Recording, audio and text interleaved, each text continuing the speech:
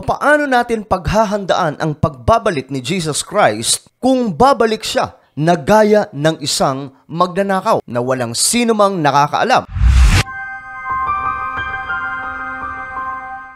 Hello, what's up mga sangkay? This is me, Sangkay Janjan. Revelation chapter 16 verse 15, the Bible says, "Behold, I am coming like a thief.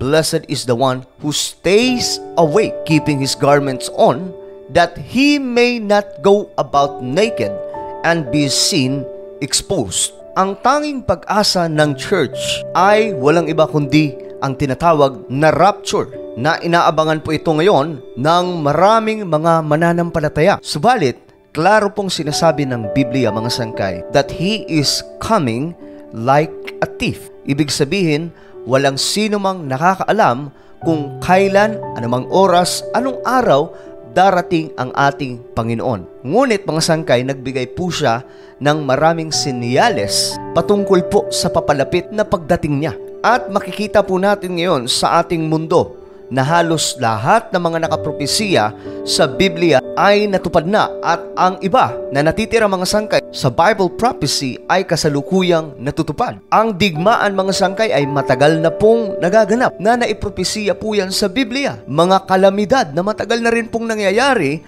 at nagpapatuloy magpahanggang ngayon, palala po ito ng palala. At isa po sa makikita po natin ngayon sa ating mundo na patunay na malapit na pong babalik ang ating Panginoon ay ang paglaganap ng kasamaan na halos hindi na po maawat. Noon mga sangkay, makikita mo yung tao na talagang willing po siya na ibigay ang kanyang buhay para kay Lord. Subalit ngayon mga sangkay, willing ang tao ibigay ang kanyang buhay para lamang po sumikat, magkaroon ng kayamanan, magkaroon ng kapangyarihan. Lahat ng yan mga sangkay ay naipropesiya sa Biblia. So in what way mga sangkay na magiging ready po tayo? Kasi hindi po pwede na hindi po tayo madala sa sinasabing rapture. In John 14:6, Jesus answered, "I am the way, the truth, and the life. No one comes to the Father except through me." Wala pong ibang pamamaraan para po makasama sa rapture, sa kanyang pagbabalik para po sa mga hintil o church, kundi si Jesus lamang. Siya po yung daan, siya po yung buhay, siya po yung magiging gateway natin para sa kaligtasan. At hindi po ito kwentong barbero lamang, nakagaya po ng iniisip ng iba. Ito po ay nakasulat sa Biblia, nakapropesiya sa Biblia, at hindi po ito katang-isip lamang. Tinalo na po ni Jesus Christ si Satan Lucifer nung siya po ay ipinako sa krus at nabuhay muli at umakyat sa langit. That's the reason na sinasabi po ng Bible in Ephesians chapter 2 verse 8, "For by grace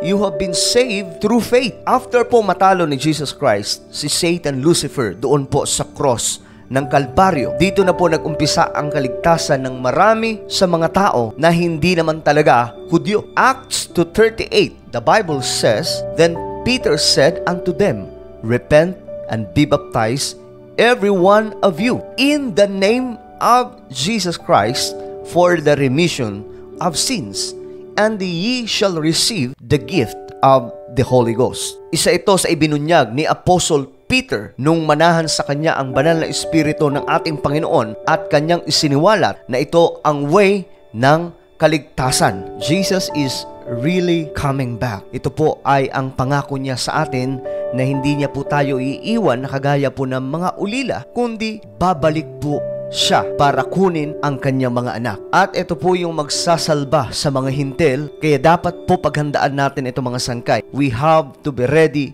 spiritually because Jesus is really coming back anytime or any moment. Palala ng palala ang sitwasyon ng ating planeta. Patunay na nalalapit na ang kanyang pagbabalik. Kaya naman po paghandaan natin ang pagbabalik ng ating Panginoong Hesus sa pamamagitan po ng maayos na relasyon sa Kanya, dahil babalik siya na gaya ng isang magnanakaw na walang sino mang nakakaalam.